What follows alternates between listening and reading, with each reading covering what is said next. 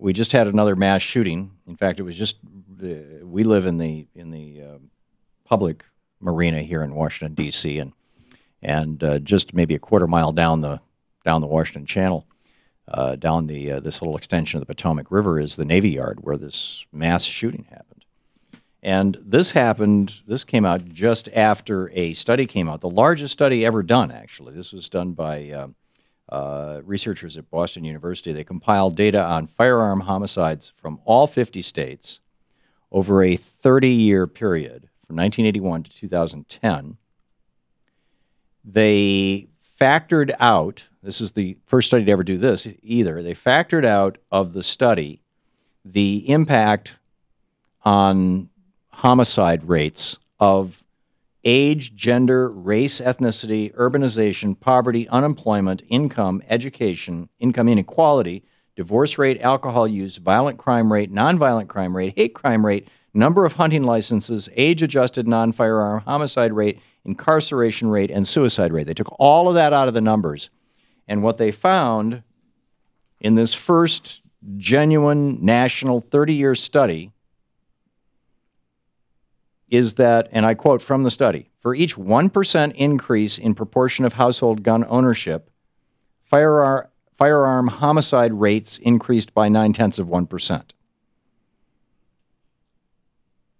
So more guns, more homicides, period. End of discussion.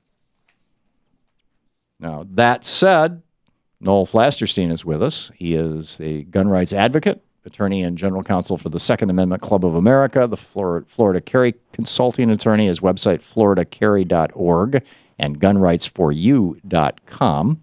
And Noel, welcome back to the program. Thank you, Tom. Thanks for having me on. And the first thing I'd have to say is, you talked about all these things that they factored out. How many of those homicides were bad guys? How many of those homicides were gangbangers? And quite honestly, when a gangbanger shoots another gangbanger, it really doesn't cause me to lose any sleep at night. In fact, it makes me sleep better. Well, they took all of this stuff out. I mean, it's of the study. What is causing those things that we typically think cause homicides, right? Like being a member of a gang. They said, okay, we're not going to count those. We're just going to look at just raw homicide numbers and take out of the equation all that kind of thing. So, and what they found was more guns, more homicides. Now, they also found more guns, more suicides. And the other thing that I thought was fascinating, Noel, was that they found that in those areas where there are fewer guns, or in those countries like Australia, the big Australian study that was just completed a few months ago, I'm sure you read about that, where when Australians gave up their guns basically in 1998 after a particularly horrific mass shooting, the suicide by gun rate has dropped dramatically, more than in half, but the suicide by every other technique has not gone up. So absolute suicides went down when the guns went away. So given this information, I don't understand how anybody would not want us to be a less well-armed society. Listen, I agree. Would we be in a better world without firearms? Of course, by all means. Well, Australia is. But that's not reality. That's not the world we live in. It is in Australia. And you can't disagree, Tom. You outlaw guns, outlaws are going to still have them. Only the outlaws will have guns. And saying that we take the gun out of the mix and we have suicides gone down, well, maybe that accounts for, maybe there's some correlation. What exactly specifically, I don't know. But that's kind of going on with the same analogy that, the fork made me fat. Okay. So let's do away with the fork, and I'm not going to be fat. And it's Noel, let me offer a suggestion to you. Maybe we can agree on this. I'm not anti-gun, as you know. I do sports shooting with my brother Steve. I enjoy it. I think it's great fun. I'm pretty damn good, actually.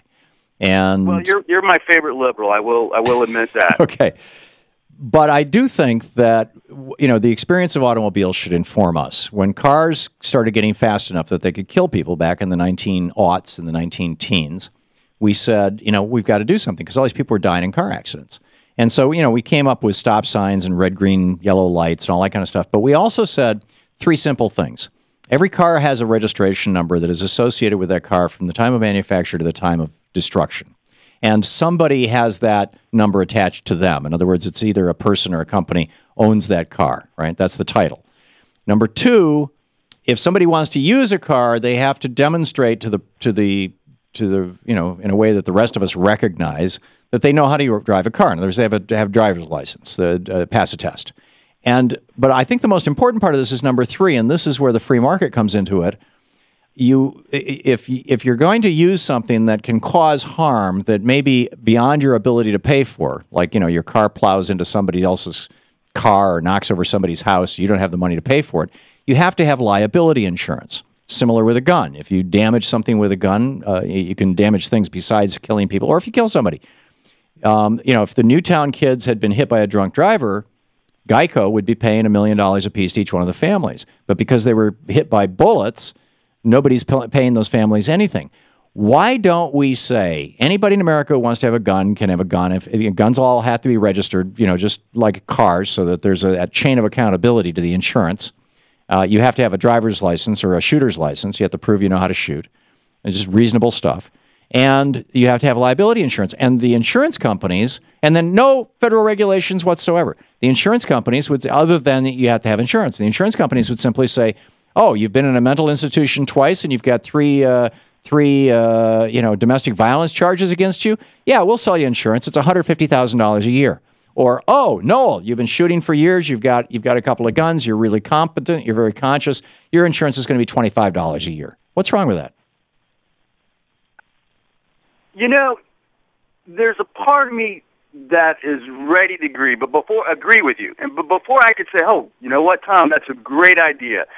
The problem with something along those schemes, and I don't have a problem with a gun owner having insurance or maybe even requiring a gun owner to have insurance. But in essence, if we do that, that would kind of, and from my perspective, and I think we do have slight different interpretations of the Second Amendment, with my understanding of the Second Amendment that the populace be armed, and primarily the reason to do that is to prevent a tyrannical government, it would do away with that safeguard that is in place.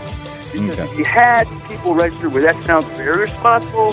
We're driving cars. No, we're out of time, but I got your point. I think all of our listeners did too, and I'll leave you with the last word. Noel Flasterstein, gunrightsforyou.com. Thanks, Noel. This is the Thom Hartmann Program. Interesting. Well, we'll see.